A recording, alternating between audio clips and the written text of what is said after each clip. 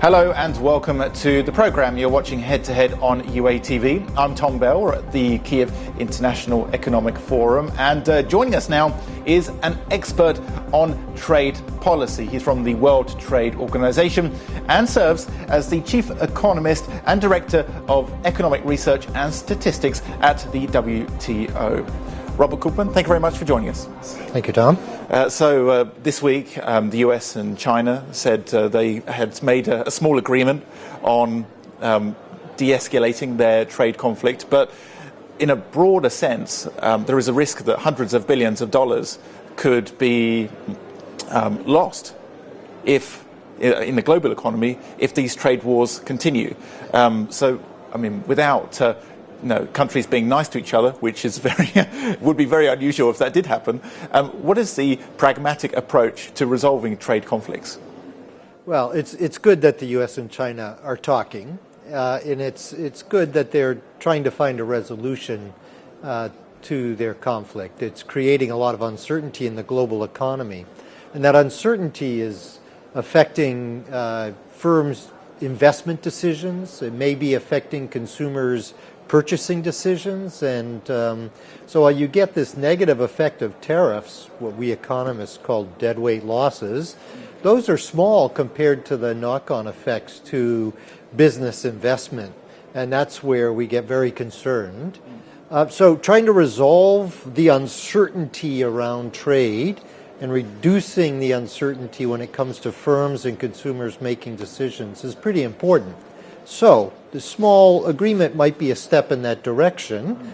It would be better, I think, if overall a broader agreement was reached and a commitment to the multilateral trading system, the WTO, would be even better. A challenge around the small agreement is if China agrees to buy a certain amount of agricultural products from the United States, well, what does that do to Brazil or Argentina? Right? The whole idea of the WTO is that there's this level playing field where countries and their firms are competing equally to access the other markets. They face the same tariffs, they face the same kind of sanitary, phytosanitary, and technical barriers. But once countries start negotiating these very bilateral, very focused, what may be, I don't know, I haven't seen it, but what may be managed trade, then you start to break up that level playing field. So how does technology and the sort of the modern day economic challenges affect the unity within the WTO? Because obviously some countries have a much bigger advantage in certain areas and other countries have disadvantages. Right, well, but that's a natural part of trade. There's this famous academic person from England, David Ricardo, who talked about comparative advantage. So it's natural that countries have different areas of relative capabilities and expertise. But it is causing relatively rapid change. It's very disruptive. Many people complain about openness and trade being disruptive. Our research suggests that other factors like technological change and now moving to this digitalized economy, and changing consumer preferences have much bigger effects than trade openness.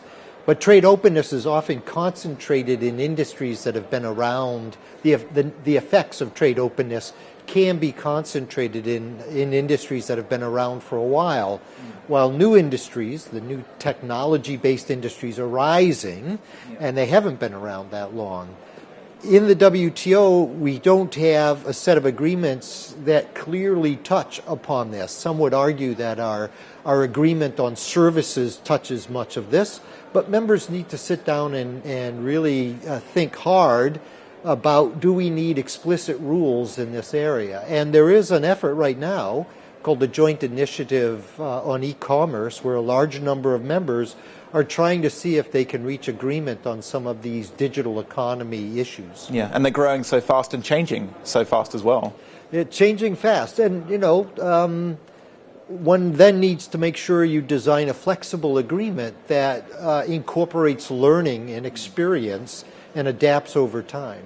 And a lot of this is down to labour, and in Ukraine the population is declining. A lot of people migrate to nearby Poland to work because of the better wages. And so what sort of policy do you think the government should have to ensure that the labour stays here? And is it really up to the government entirely to ensure, or is it up to business in general, you could say?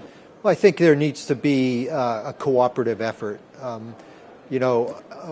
mentioned a few minutes ago that we found in our research that the negative effects from trade opening tend to be relatively small compared to the negative effects resulting from technological change and changing consumer preferences. What it all points to is the need for a well-designed and coherent domestic and international policy. You can't set one policy without thinking about what the implications are for the other.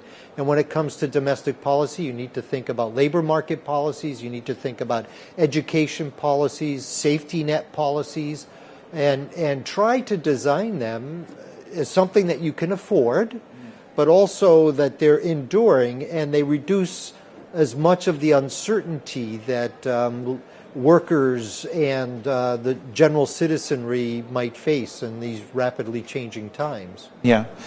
How would you assess the future of trading blocks?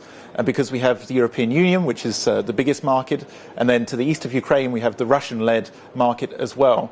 But since the borders are becoming more and more open, is there what's the future for these trading blocks? Well, many of the trading blocks are based on agreements that go deeper than the WTO agreements, particularly in the regulatory and non-tariff measure areas. And what those do is, first of all, often they're not discriminatory. So when you join a regional trade agreement that has regulatory requirements, it's hard to then have those regulatory requirements in a discriminatory way. So even non-members of the agreement can meet those regulatory requirements. So often those things are very valuable in that they help clarify what the rules of the game are for trading. So we at the WTO tend to think that things like regional trade agreements, well-designed customs unions can be very helpful. But at some point, members need to come together and see if they can start patching them together, or ideally learn from them and come to the WTO and create some of those deeper rules at a multilateral global level. Yeah, I mean, because, for example, Ukraine is part of the WTO, but it's not part of the European Union. So the exports that go to the European Union must meet certain standards, but the products which are sold here don't necessarily need to meet those standards if you've done domestically. So that's a disadvantage, I guess. Well, it can be a disadvantage. It depends on what your market is, right? So if you're a domestic producer and you're just producing for the domestic Ukrainian market, then you don't have to meet the different standards that the EU may hold. But if you want to serve both markets, typically what you'll do is you'll try to create a production process that hits the higher standard, and then you deliver that into both markets. In Ukraine, a lot of the banks are part of the state. I think it's about 50 to 55%. Often there's an argument in sort of classic economics, from what I remember from university, is that sort of lower barriers to trade means an increase in welfare. That's, of course, if you don't have this market rundown, the collapse or anything like this. So how does the state balance between what it controls and what it shouldn't control in a country like Ukraine, where there's ambitious targets for economic growth, where there's sectors which are both the traditional sectors of exports of steel and coal, and also the technological sector as well. So how do you balance that? Well, I think you had referred to this challenge in one of your earlier questions. It's not just the government's role. It's not just the private sector's role. It takes both of them, and it takes, I think, a clear and pretty stable and flexible regulatory environment that aims to meet the needs of the domestic population, meets the needs of foreign regulatory requirements, but allows firms to innovate. If you don't allow firms to innovate, if you may recall from your university days, there's that was a long time ago now. something called the production possibility frontier, right? Yeah. Which essentially is a representation of the productive capability of all the resources available domestically.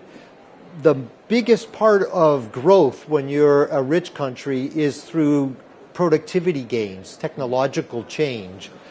You mentioned Ukraine has a declining population. Many rich developed countries have declining populations, which means growth through increases in labor or population are going to be very hard. That means you're reliant on investment, but also the efficiency and productivity of that investment. And if you don't have innovative sectors, if you don't allow the private sector to try to find good ways to use that scarce capital and improve the quality of the workforce, growth is going to be slow. So the policy set should be, I think, relatively open. It should be clear and transparent. And, the state has an appropriate role in making sure it's protecting, the citizens' basic rights. So there is a role for the state. But if the state has too heavy a hand, then you don't get adaptation, you don't get innovation, you don't get change, and then growth slows. And that's pretty clear in most of the economic research. Okay. Well, thank you very much for joining us. It was a pleasure. Thank you very much.